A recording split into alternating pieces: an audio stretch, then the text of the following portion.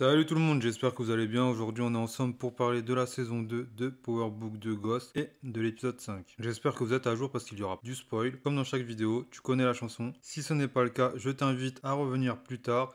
Ceci étant dit, on peut commencer. On va parler exclusivement de Tariq dans cette vidéo et j'en ferai une ou deux autres pour parler des autres événements de l'épisode 5. Pour commencer, on a pu voir que les problèmes de Tariq se faisaient de plus en plus nombreux et cet épisode nous a confirmé que l'étau allait bel et bien se refermer sur lui puisqu'il a été arrêté en fin d'épisode. Mais avant de s'arrêter sur cet élément majeur, on va quand même détailler les faits qui se sont passés. On peut s'apercevoir que sa relation avec Lorraine devient de plus en plus sérieuse et qu'elle commence à l'aider plus qu'elle ne le pense. Elle lui sert de soutien moral mais également physique puisqu'elle va avoir une grande importance dans le fait d'avoir la garde de sa sœur qui aura été de courte durée due à son arrestation. C'est elle qui va lui prêter sa voiture puis qu'il puisse se rendre à divers rendez-vous dont celui pour récupérer le matos à vendre. D'ailleurs, il conduit parfaitement bien pour une personne qui n'a jamais eu de cours de conduite. C'est à souligner mais c'est qu'un détail. Après le refus pour l'appartement, elle va lui donner les clés de l'appartement de son frère qui est en réhab. Donc tout ça aura été rendu possible grâce à Lorraine et à la débrouillardise de Tariq qui aura réussi à mettre son avocat de son côté ainsi qu'une belle manipulation au tribunal pour montrer qu'il voulait pas voler la garde à sa grand-mère mais juste l'aider, très habile de sa part. Autre fait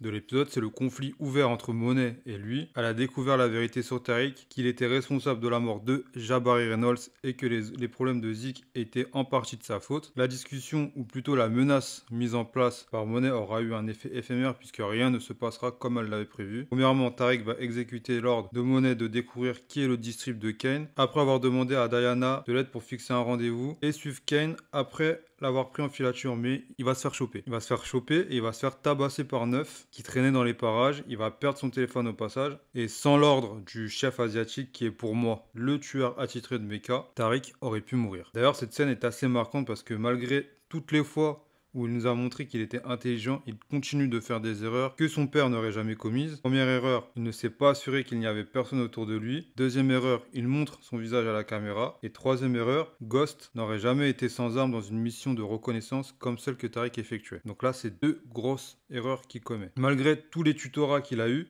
il réfléchit pas assez bien quand il le faut. Ça nous montre le fossé énorme qu'il y a encore entre lui et son père. Et pour finir avec le conflit avec Monet, il va quand même lui montrer qu'il lui est indispensable en lui balançant toutes les vérités sur ce qu'elle n'a pas vu, alors que tout se passait devant elle. La cam échangée par du sucre par Kane, les 1 million volés par Diana, Drew qui sort avec Everett qui avait mentionné le nom de Drew à la police, et que Tariq lui avait peut-être menti, mais qu'il savait pas que Zeke se tapait la prof et que ça lui retomberait dessus. Il lui dit également qu'il était la seule personne fiable pour son business, chose dont Monet a dû se rendre à l'évidence. Et sur cette scène, on a bien reconnu les discours de son père lorsqu'il se sentait coincé, la manipulation à l'état pur. Et pour clôturer la vidéo, la casse-prison, sûrement le fait d'épisode le plus important puisqu'il perd la garde de sa sœur qui venait tout juste d'obtenir, puisque la juge avait bien stipulé que s'il y avait quoi que ce soit, il perdrait la garde.